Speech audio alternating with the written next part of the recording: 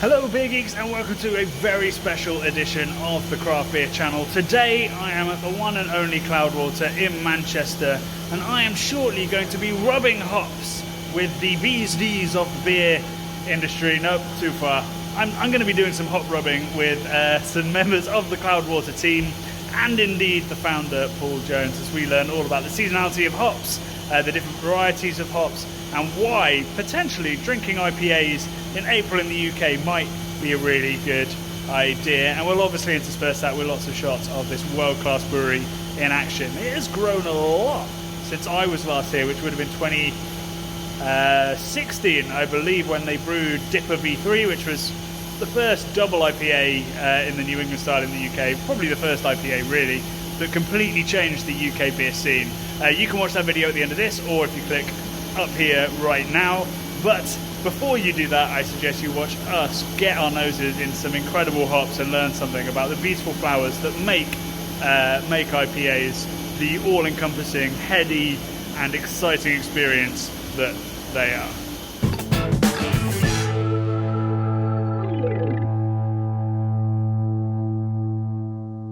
So I'm very excited to be here with Paul, founder of Cloudwater.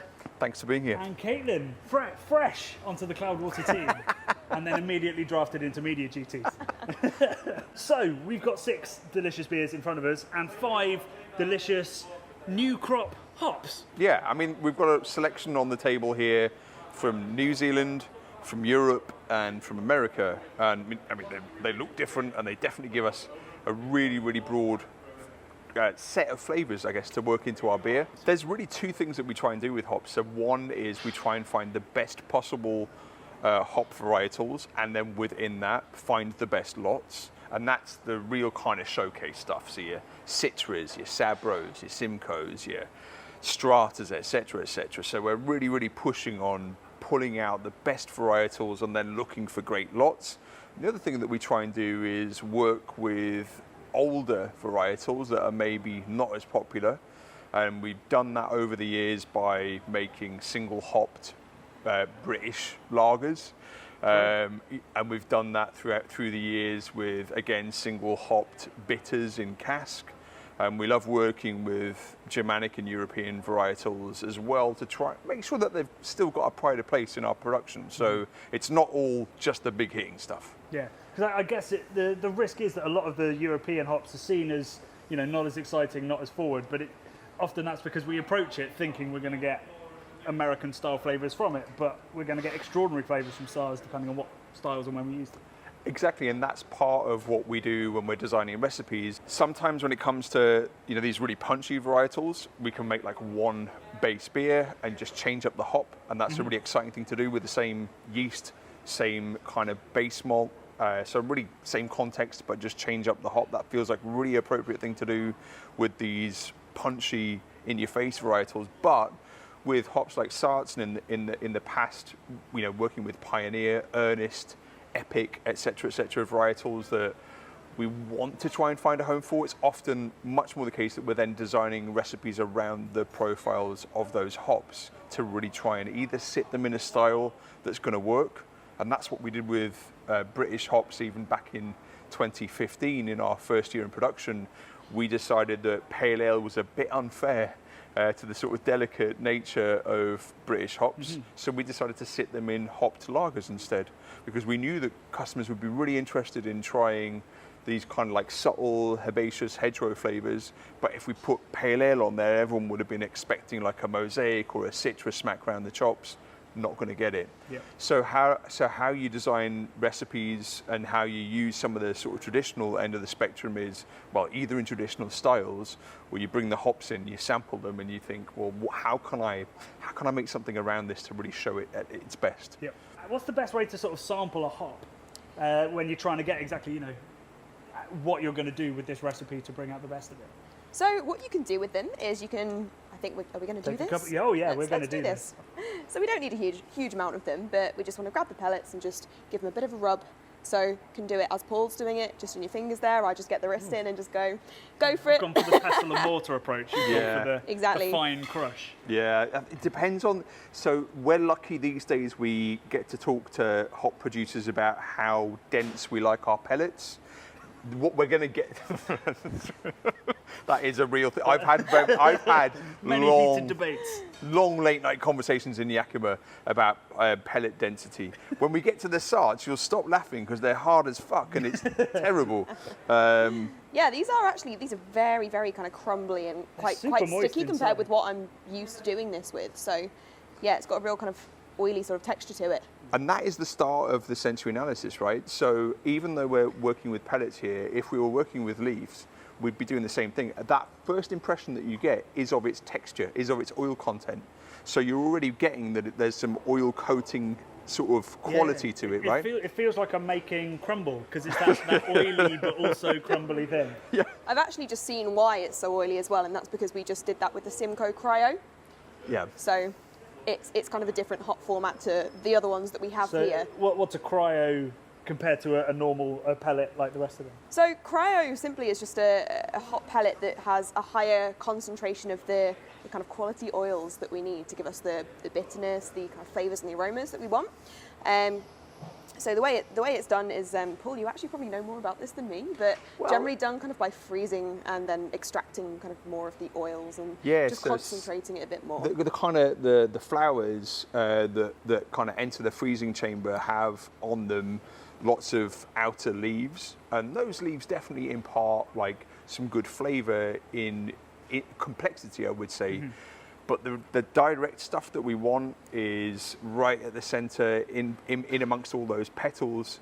And what that freezing process tries to do is eliminate some of the leaf content, some of the solid matter, and just leave more of the lupulin available to be pelletized. They need some solids, of course, but by stripping out some of that leaf matter, the idea is that you get a more direct, punchy, potent. Yeah. So less of the kind of the grassy, the grape skin, the floral, and more of the less of the kind of tannic material as well. Yeah. So kind of less of that sort of really astringent mouthfeel, supposedly. So Citra is one of those aromas now that I know so well that I struggle to pick out the flavours. I just go, that's Citra. But it is overripe fruit right there, even before you've sort of isomerized it and broken it down in the boil or in a dry hop.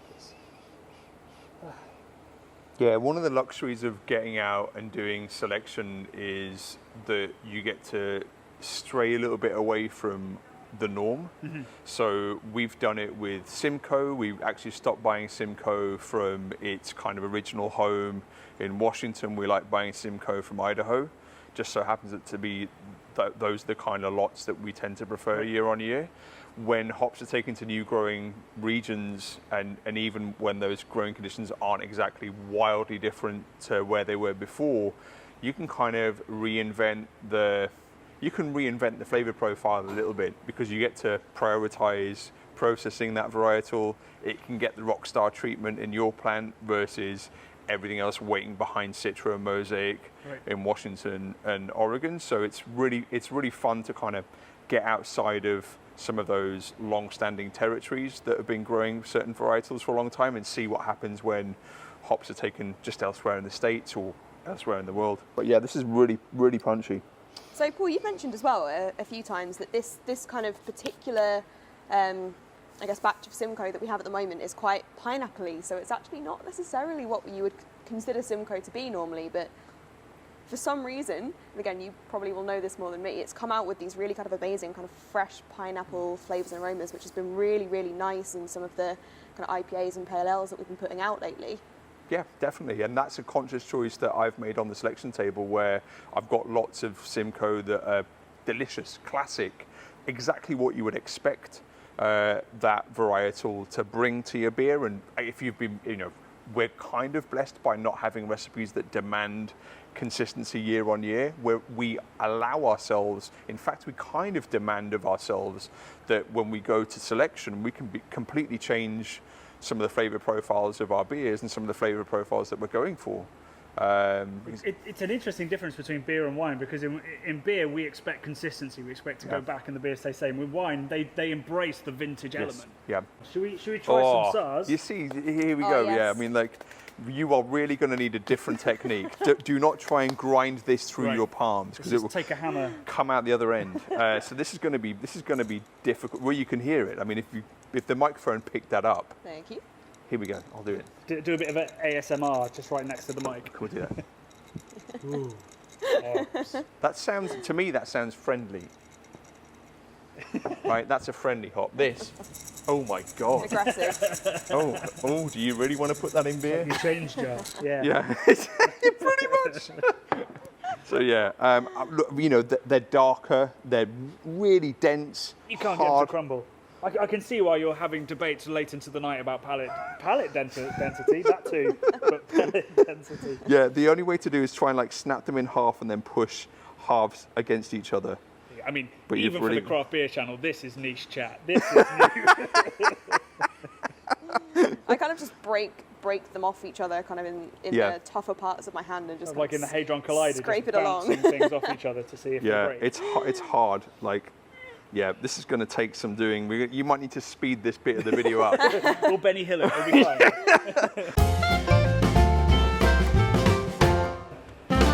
It's amazing how when you break things down to the constituent parts, you start to pick out stuff. Like there is an earthy, almost butterscotchy thing that I've always assumed, and definitely does come from decoction. But there's Oh yeah. that kind of sweet creaminess Yeah. to this hop as well. Yeah, definitely. There's something, you know, there's something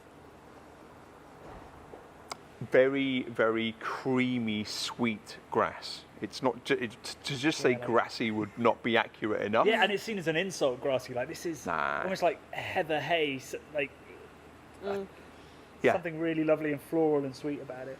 The tough thing that you've got here, and really, if we want to properly dig into this, we'd probably be putting them in warm water, which Yeah. is another method for evaluating hops. You're not going to make a hot tea, but warm water enough to, again, kind of help some of those volatiles evaporate, because that's what we're not able to do as we like. Yeah, because of course these are in there or almost unprocessed. You know, they're dried and they're pelletized, but they're not.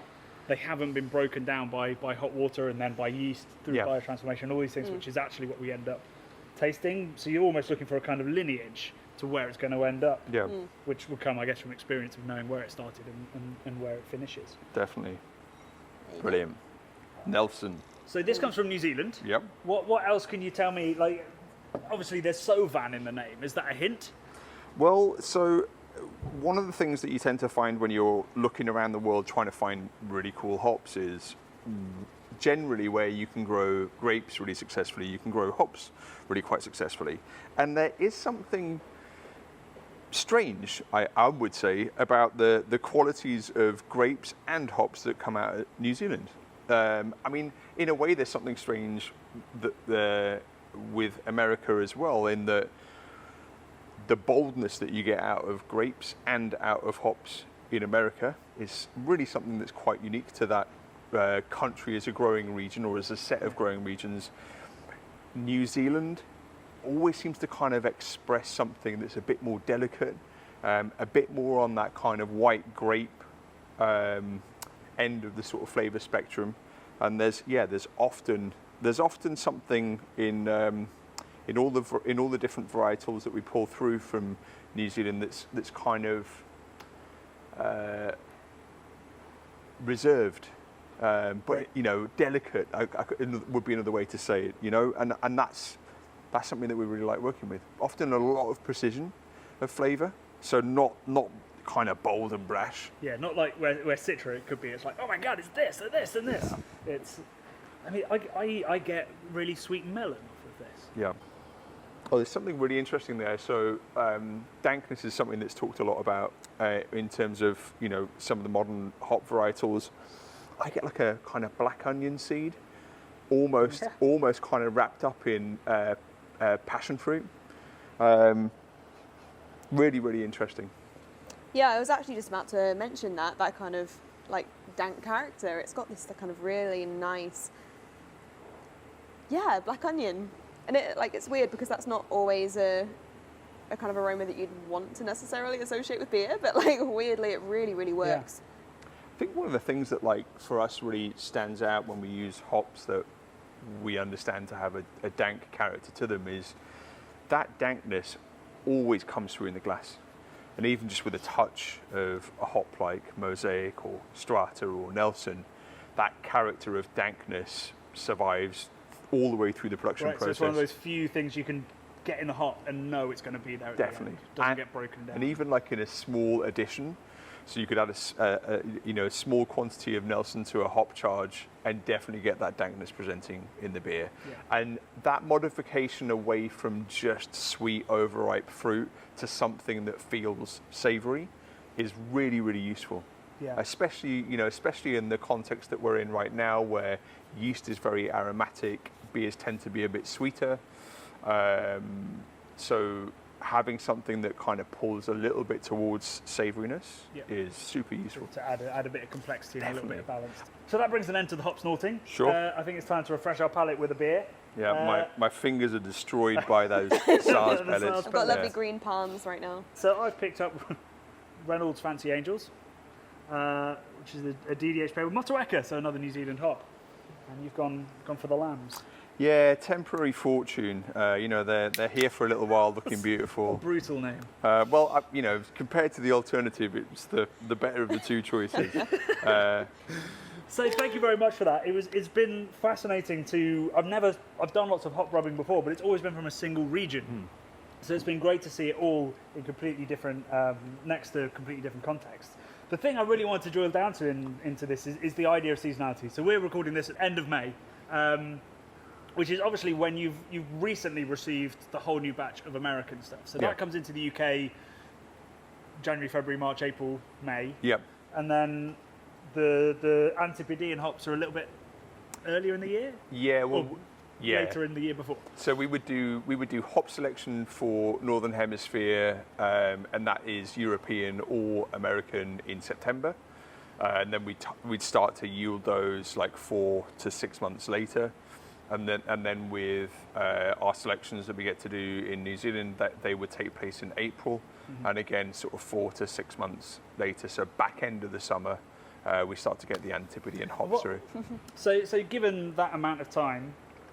And given the fact that we can store these hops extremely well now at very low temperatures and in low moisture and nitrogen flushed and all this kind of stuff, is there, just for the drinkers at home, is there any sort of benefit to drinking American IPAs in the UK at least in April, May, June? Are they going to taste, if not better, just different to how they might do with the same hops in 6 months' time? From us, definitely. I can't speak of how other breweries run their hop utilization strategies, but for us, when we get fresh crops in, those hops always become the feature hops, and we might use leftover from last year in support of that, but we're always going to put like Citra on the can is going to be the latest crop here. Right. So if you want to keep up with that sort of small seasonal variation, and also I guess kind of allow that seasonal variation to come through, we definitely want to be using those bold feature hops as soon as they come in. Most of the time, hops will hold their quality in package for a good number of months. Some varietals, however, really do drop off quickly. Obviously, Paul is selecting these hops. How